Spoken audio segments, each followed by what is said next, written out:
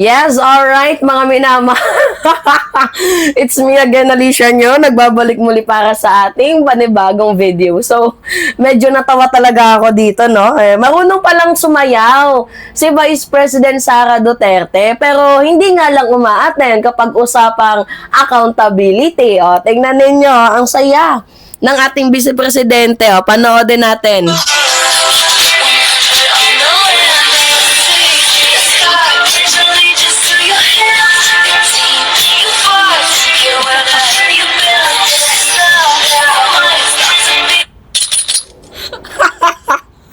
Parang hindi nag-diet yung Snow White natin ngayon. Natatawa kasi ako dito sa mga sa mga nag-comment habang binabasa ko. Oy, sabi ni Peter Amordin, yan yan, di ba? Sabi niya, pass, confirm talagang may tama. Sabi ni Ina na, ladies and gentlemen, the Vice President of the Republic of the Philippines. 'Di ba? So, kung ako, yung tatanungin nyo, there's nothing wrong naman, 'di ba? Pero yung problema kasi, sayang naman yung pinapasahod natin kay Vice President Sara Duterte kung ang kanyang ginagawa ay sumasayaw at kumakanta na lang. Kumakanta ng Bed of Roses, tapos sumasayaw ng TikTok. Although there's nothing wrong kasi this is a celebration for upcoming Halloween.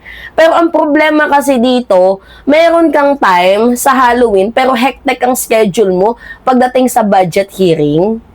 Tama ba yun? Diba mga minamahal, nakakaloka?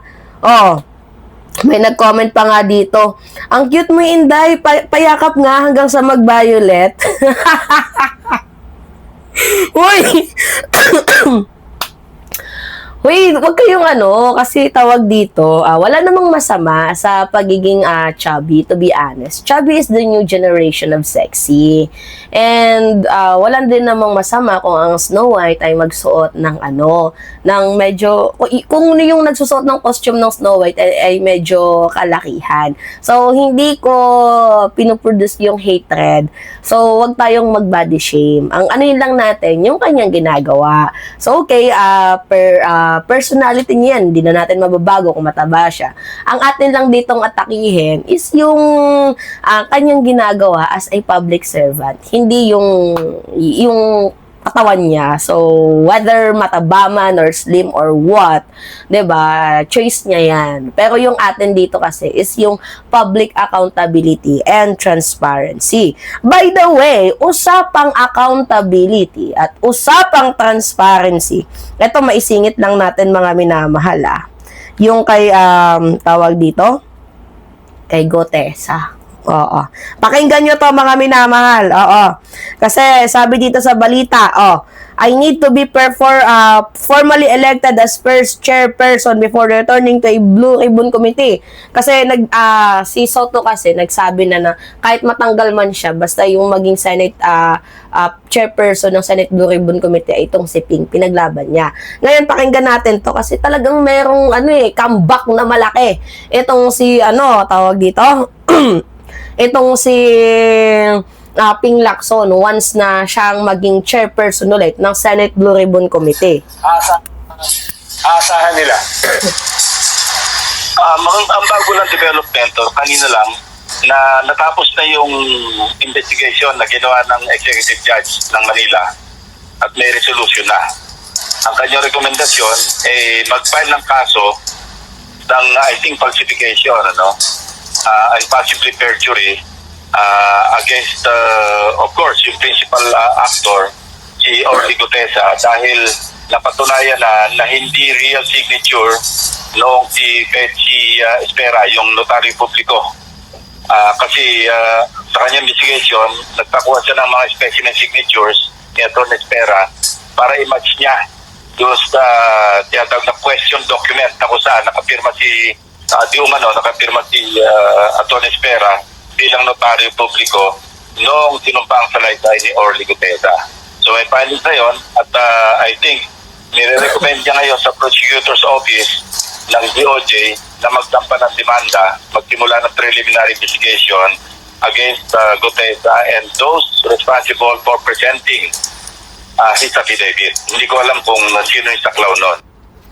Uy, mukhang nagpaparinig na. Dito si Ping Lacson na obstruction of justice nga ang ginawa ni Marcoleta. Oo. Kasi si Marcoleta yung nagdala dyan kay Gutesa mga minamahal. Oo, yung witness for hire na yan. Si Marcoleta ang nagdala kay Gutesa dyan sa Senate Blue Ribbon Committee. At mas mukhang alam pa nga ni Marcoleta yung nilalaman ng affidavit ni Gutesa rather than sa nagtestimony. Diba? So, parang witness for hire na merong director, mga minamahal, itong ginawa nila kay Gutesa. Ginamit nga lang nila, tingnan ninyo, after ng appearance niya, West na. Diba? Hindi na nga dumalo sa DOJ nung pinapatawag.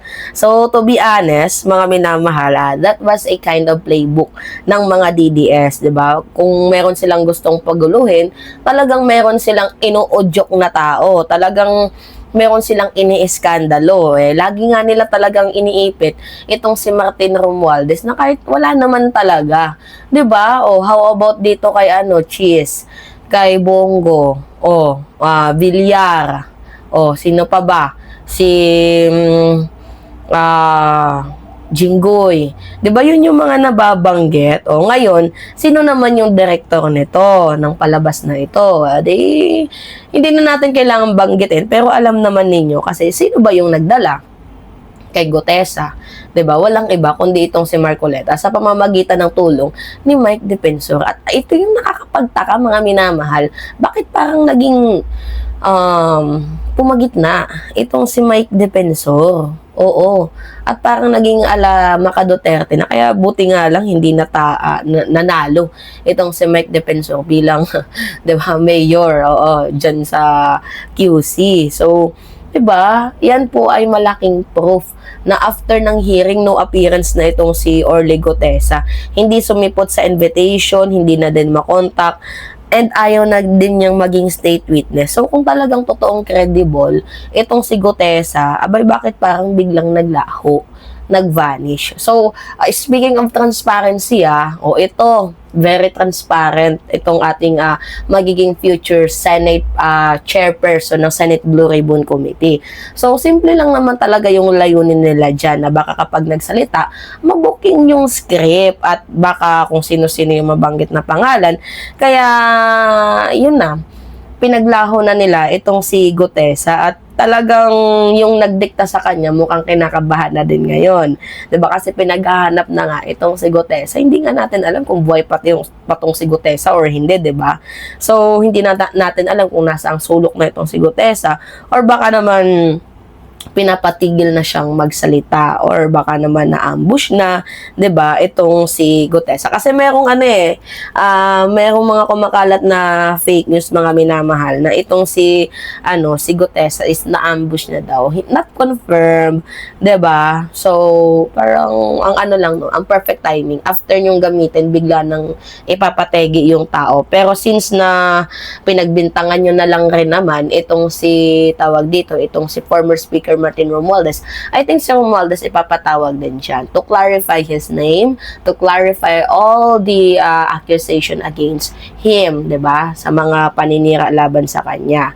So anyway, mga minamahal, that was a damage control. Yan yung ginagawa nila, damage control, 'di ba? Para sirain yung credibility. Actually, sira na nga yung credibility ng Senado. Ano pang masisira ninyo?